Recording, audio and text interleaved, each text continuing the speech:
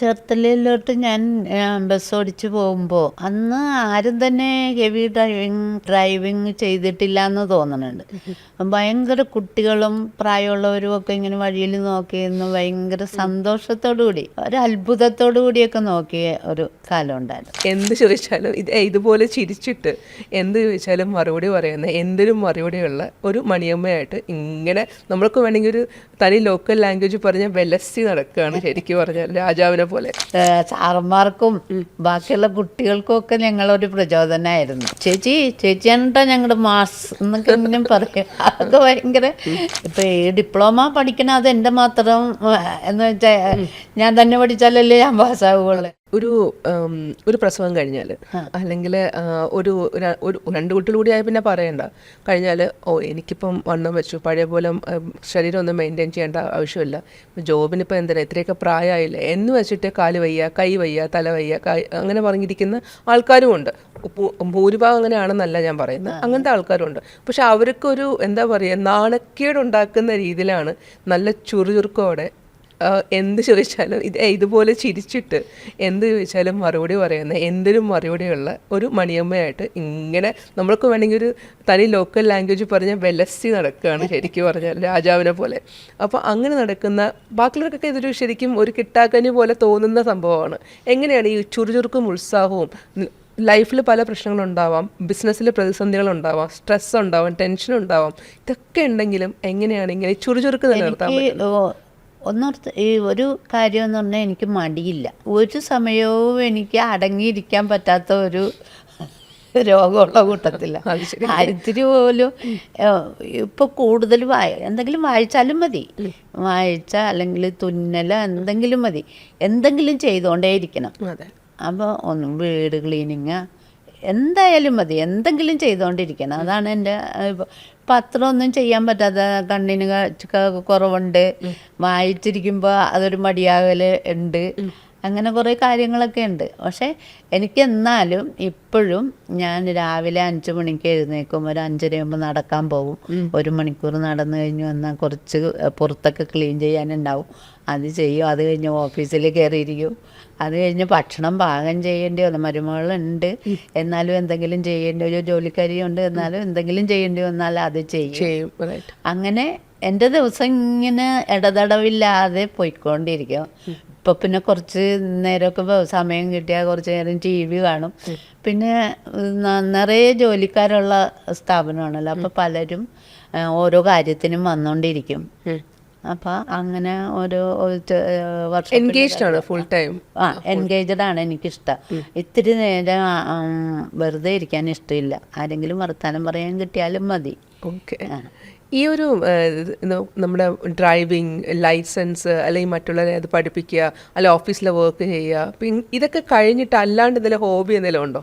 വേറെ എന്തെങ്കിലും ഒരു നമ്മൾ പറയത്തില്ല ഒരു ഇഷ്ടം, അങ്ങനെ എന്തെങ്കിലും ചെയ്യുന്നുണ്ടോ? അങ്ങനെ ഒന്നും ഇപ്പം ചെയ്യണില്ലെന്ന് പറഞ്ഞാൽ അമ്പലത്തിൽ പോകാൻ എനിക്ക് ഏറ്റവും കൂടുതൽ ഇഷ്ടമുള്ള കാര്യം.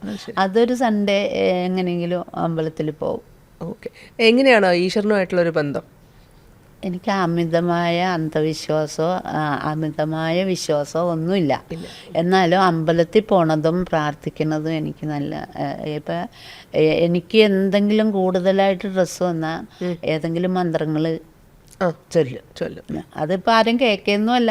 എൻ്റെ ഇപ്പം എൻ്റെ ഈ സ്ഥാപനം നടത്തിക്കൊണ്ട് പോകുമ്പോൾ തന്നെ എനിക്ക് ധാരാളം ബുദ്ധിമുട്ടുകൾ. എന്ന് വെച്ചാൽ ഇവർക്ക് ആർക്കും ഒന്നും വരുത്തരുത് എന്നുള്ളതാണ് എൻ്റെ ദൈവത്തിനോടുള്ള തേട്ടം.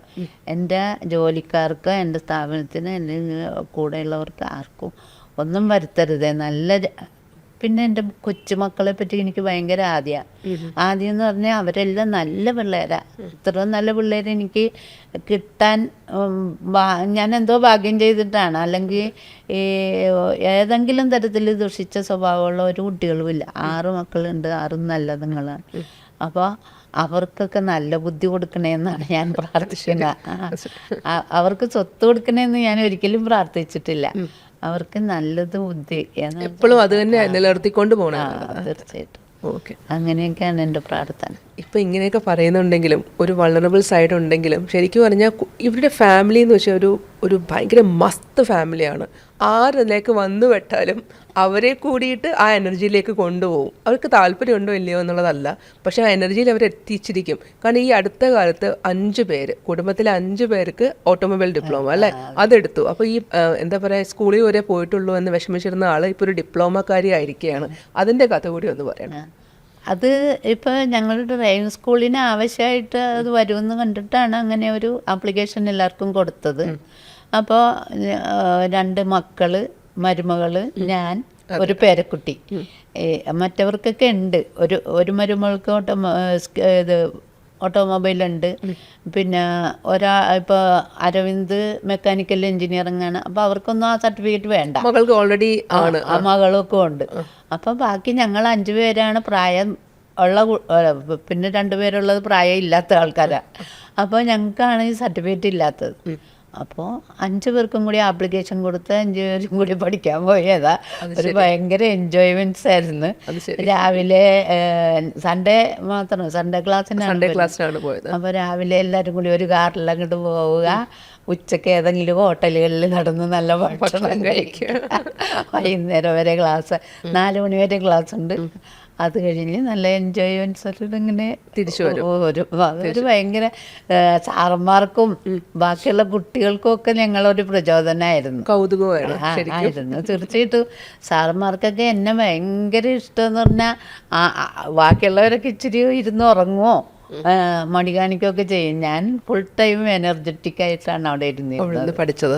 അഭിമാനത്തോടു കൂടി ഡിപ്ലോമ 81% മാർക്കും ഉണ്ടായിരുന്നു. എനിക്ക് വയ്യ 81% മാർക്ക്.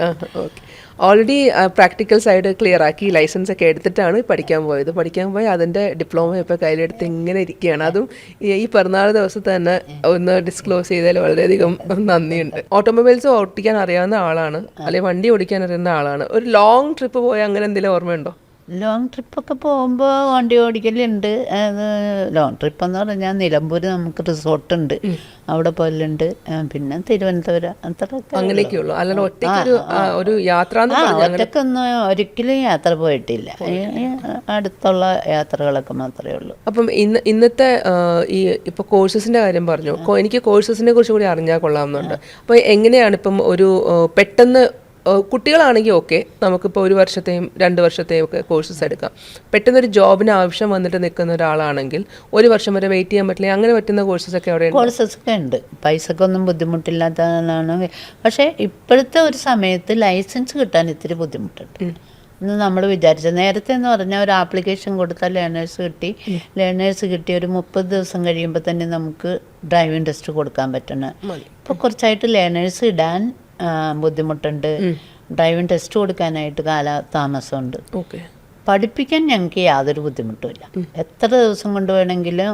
ഇപ്പോൾ മഹാരാഷ്ട്രയിൽ നിന്നാണെന്ന് തോന്നുന്നു ഒരു ഫാമിലി വന്നു, ഒരു ഹസ്ബൻഡ്, വൈഫ്, 2 കുട്ടികളുമായിട്ടാണ് വന്നത്. ഒരു കുട്ടിക്ക് വയസ്സായിട്ടില്ല.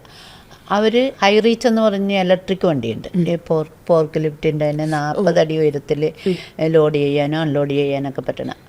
അദ്ദേഹം അതെടുത്തു. പാഷൻ കൊണ്ട് മാത്രമാണ് എടുത്തത്. അദ്ദേഹം റവന്യൂ ഉദ്യോഗസ്ഥനായിരുന്നു, റിട്ടയർ ആയതാണ്. എന്നാലും ആ ലൈസൻസ് എടുത്ത്.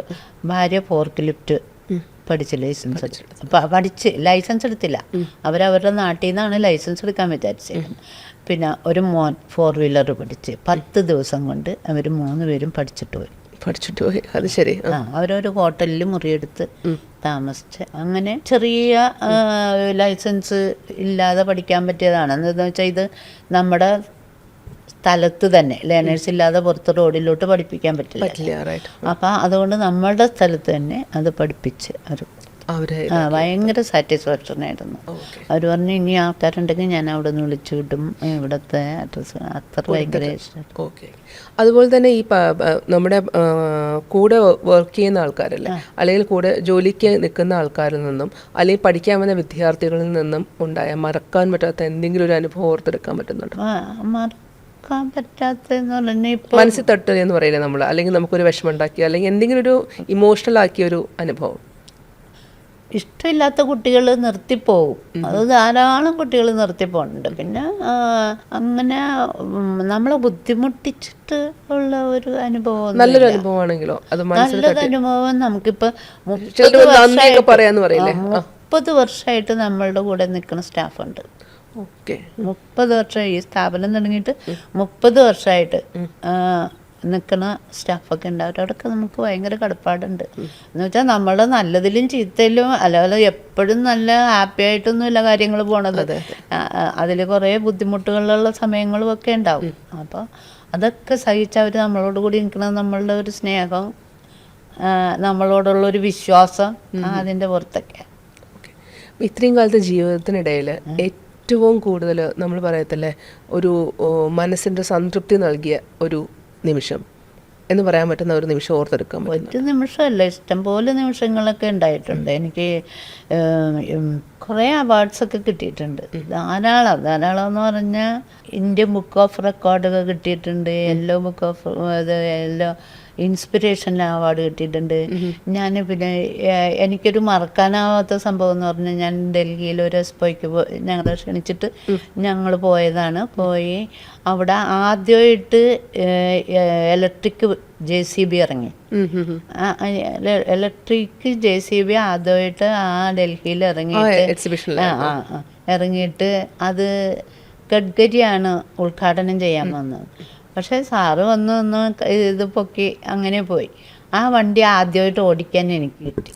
ശരി, അതൊരു ഭയങ്കര മൊമെൻ്റായിരുന്നു, ഭയങ്കര ഒരു ആഘോഷം.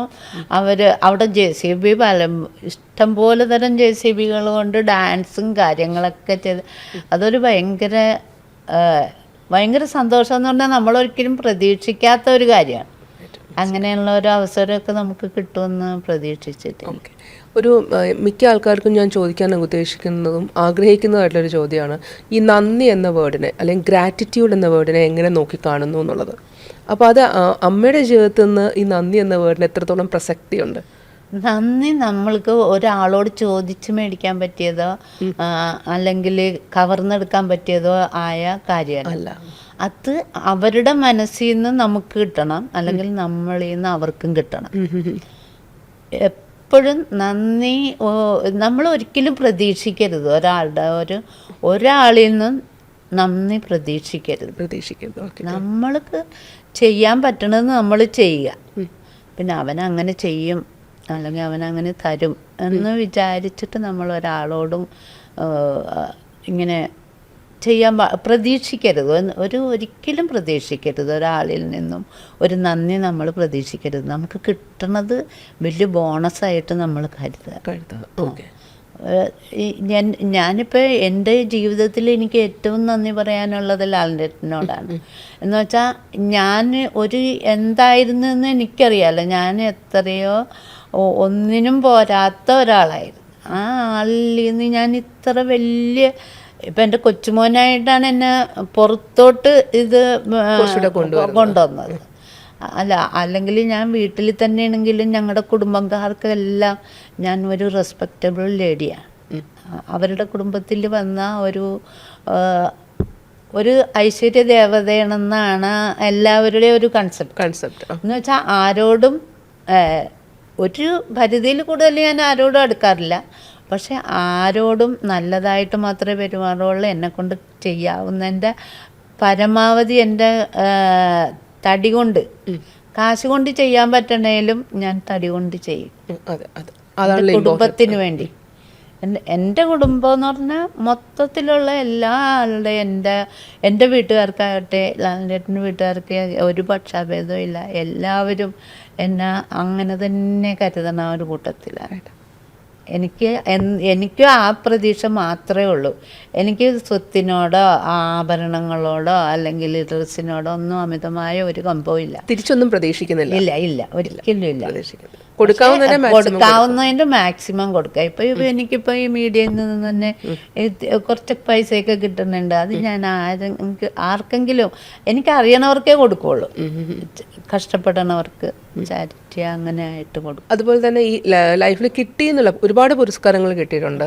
അതിൽ പലതും മെജോറിറ്റിയും ഇൻസ്പിറേഷൻ്റെ പുരസ്കാരങ്ങളാണ്. മറ്റുള്ള പ്രചോദനം കൊടുക്കാൻ ശരിക്കും അങ്ങനെയാണല്ലോ ശരിക്കുള്ള ജീവിതം എന്നും പറയുന്നത്. അപ്പം അത് കിട്ടിയെന്ന് ഉദ്ദേശിക്കുന്നത് ശരിക്കും നമ്മൾ ഒരു ഇൻസ്റ്റിറ്റ്യൂഷനോ ഒരു വ്യക്തിയോ കയ്യിൽ തന്ന ഒരു പുരസ്കാരം അല്ലെങ്കിൽ പോലും എൻ്റെ ലൈഫിൽ എനിക്ക് കിട്ടിയ ഏറ്റവും വലിയ ഒരു പുരസ്കാരം എന്ന് ചിന്തിക്കാവുന്ന ഒന്നുണ്ടോ? പുരസ്കാരം എന്ന് പറഞ്ഞാൽ എന്നെ ഈ ആൾക്കാർ എത്ര അധികം സ്നേഹിക്കുന്നതും ഇന്നും ഇപ്പോൾ ഞാൻ ഇങ്ങോട്ട് പോരാൻ നേരത്ത് അവൻ എൻ്റെ ഒരു പടം എടുത്തിട്ട് കാണിക്കാൻ, ഞാനിത് ലോഡ് ചെയ്ത് വെച്ചേക്കോ എൻ്റെ ഫോണിൽ അമ്മമ്മനെ കാണിക്കാൻ, അമ്മാമ്മനെ കാണിക്കാനല്ല, അവൻ ലൈസൻസ് എടുക്കാൻ വന്നതാ.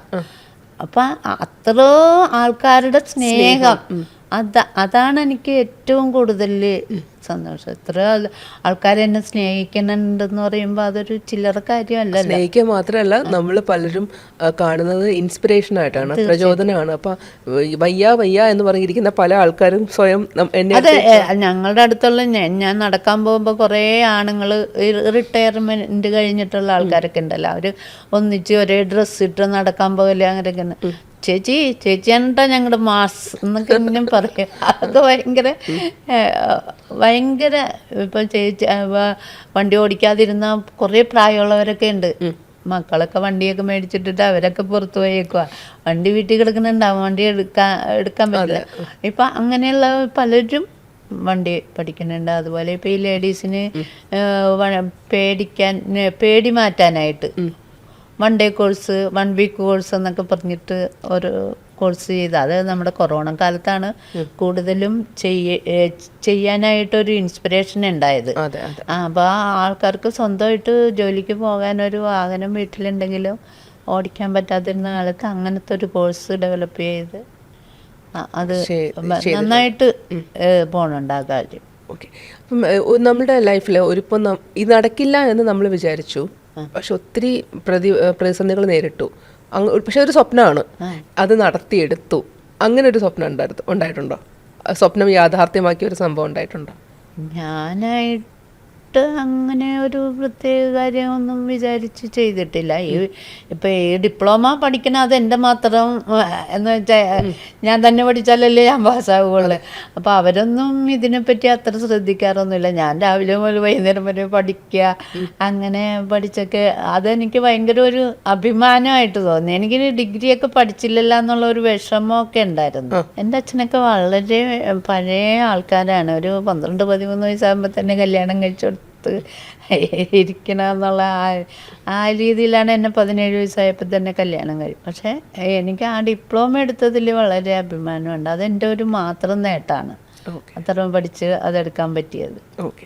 ഇനി നമുക്ക് ഒരു ചോദ്യം കൂടി, അതായത് നമ്മുടെ ലൈഫിലെ ഫ്രണ്ടിൽ വന്ന് നിൽക്കുന്ന ആൾക്കാർ, അതിന് ചുറ്റുമുള്ള ആൾക്കാർ, ചിലപ്പോൾ അവർക്ക് ലൈസൻസ് എടുക്കാൻ വരുന്നവരായിരിക്കാം, ചിലപ്പോൾ അവർക്ക് ജോലിക്ക് വേണ്ടിയിട്ടുള്ള എന്തെങ്കിലും ഒരു ധൃതിയിൽ വരുന്നവരായിരിക്കാം, അല്ലെങ്കിൽ മുമ്പിൽ കാണുന്ന ഒരാൾ, നമ്മുടെ ചുറ്റുമുള്ള ആൾക്കാർക്ക് എന്ത് തരത്തിലുള്ള ജീവിതത്തെ നേരിടാൻ വേണ്ടിയിട്ട് എന്ത് തരത്തിലുള്ള ഒരു സജഷനോ ഉപദേശമാണ് കൊടുക്കാനുള്ളത്? പ്രശ്നങ്ങളെ നേരിടണം എന്ന് വെച്ചാൽ ഇപ്പം തന്നെ ഇപ്പോൾ പെട്ടെന്ന് ജോലിയെടുത്ത് പുറത്തോട്ട് പോകാമെന്ന് വിചാരിച്ചാൽ നടക്കില്ല. നമ്മൾ നേരത്തെ വന്നവരോടൊക്കെ പറയും, നിങ്ങളൊരു ലൈസൻസ് ആവശ്യമുള്ളപ്പോൾ എടുക്കാൻ വരാതെ കുറച്ചുകൂടി നേരത്തെ ആലോചിച്ചു. എന്ന് വെച്ചാൽ ഒരു കാര്യവും നമ്മളുടെ ഗവൺമെൻറ് ഇതിൻ്റെ തരത്തിൽ നമുക്ക് ഇന്നപ്പോൾ ചെയ്ത തീർക്കാമെന്ന് വിചാരിക്കാൻ പറ്റില്ല. അല്ലെങ്കിൽ ഏതെങ്കിലും കാരണങ്ങളുണ്ട്.